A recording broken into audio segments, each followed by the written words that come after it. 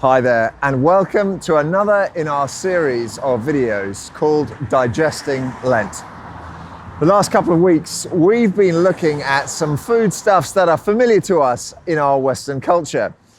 But today I thought we might go somewhere slightly different in terms of our gastronomic choices. And what better place to go right now than somewhere where all of our hearts are regularly turning to? And that is Eastern Europe. Come with me. So, I'll be honest, this particular food is one of my absolute favorites. And I'm going to have to take you all the way into the shop to come and show you.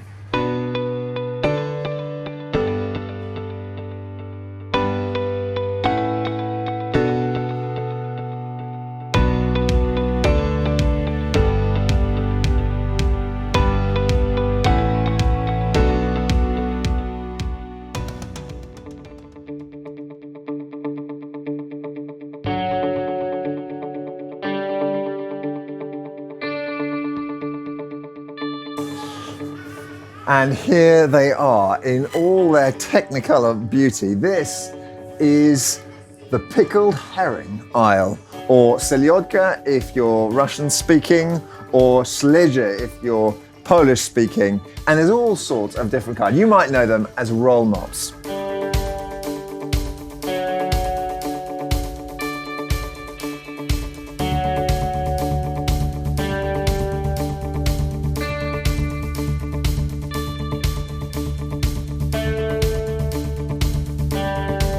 Right, here we go.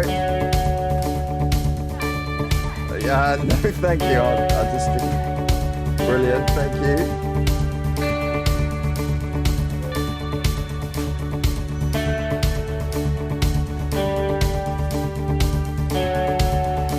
Very good. So, in the Orthodox Church and a number of Eastern churches, there's a slightly different calendar in the year, which means Easter happens at a different time. And it's also a significantly more important thing when the particular dates fall, because fasting during Lent is taken really seriously. So for many Orthodox Christians, they don't eat any animal products throughout Lent, except for fish. And so this is where the pickled herring really comes into its own. For some people, it's the Palm Sunday, the Sunday before Easter, that they get a chance to enjoy some fish. Others feel that fish is allowed throughout the period of Lent, whilst meat is not allowed. I'm going to get home now and open this up and put some on my toast. Now, I've got to be honest with you. I chose pickled herring because it is my absolute favourite food, and I just didn't think we could get through digesting Lent without me having made the most of the opportunity to extol the amazing virtues of this food. So the way it works is this herring here has basically sat marinating in this incredibly strongly flavoured sauce for some time. And in a moment, after I've stuck it on my toast, all those flavours are going to be exploding onto my palate. I'm looking forward to it in a moment. Now, fish play a huge role in the New Testament.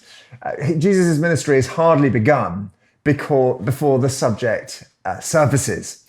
So he's out there in the desert, and as soon as he returns, he goes to recruit his first disciples. And where does he go? Well, he goes to Lake Galilee. And he sees the disciples, his soon-to-be followers, out on the lake. And he calls them to follow him with these words. He says, "Come, and I will make you fishers of men." What does he mean by that? Well, let's just unpack the picture for a moment. So each person is like a fish that might be caught. What are we going to be caught by? We're going to be caught by the message of the gospel, the message of God's love for humanity made visible in the Lord Jesus Christ. Who's going to do the catching? Well, the disciples. Jesus' followers are the ones who are going to be fishing with that message to draw others into his followers, into his great flock. And so that is our calling, each of us, who is a disciple of Jesus. Now, I wonder whether you know about this yourself. Perhaps you're not even sure that you are a disciple, a follower of Jesus yourself. And so for you, really, the idea is, my question to you is, have you been caught by that good news? Have you been gripped by the gospel, that it's drawn you in? Or perhaps you have been a disciple, a follower of Jesus for some time. Or perhaps I can challenge you. Have you felt the call as well to be a fisher of men, to be fishing people? We're coming up to Easter, and this is a wonderful opportunity to do so. We've got services going on up and down the country, focusing on the message of the cross and the resurrection of Jesus. That's the heart of the message that grasps people and draws them in to Christ. Perhaps you can use that as an opportunity to be a fisher of men this year. Well, thank you so much for joining us on this of one of our Digesting Lent series. Please do like, please do share this, please do subscribe to our channel, and we'll see you shortly again for some more Digesting Lent. Right, time for my herring. It's looking good. Looking oily.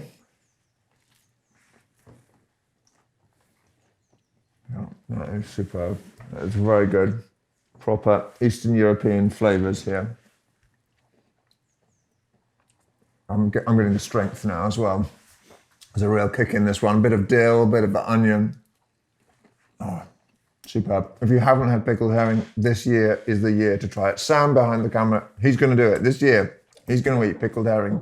He doesn't get on with fish, but this year it's going to happen. Oh.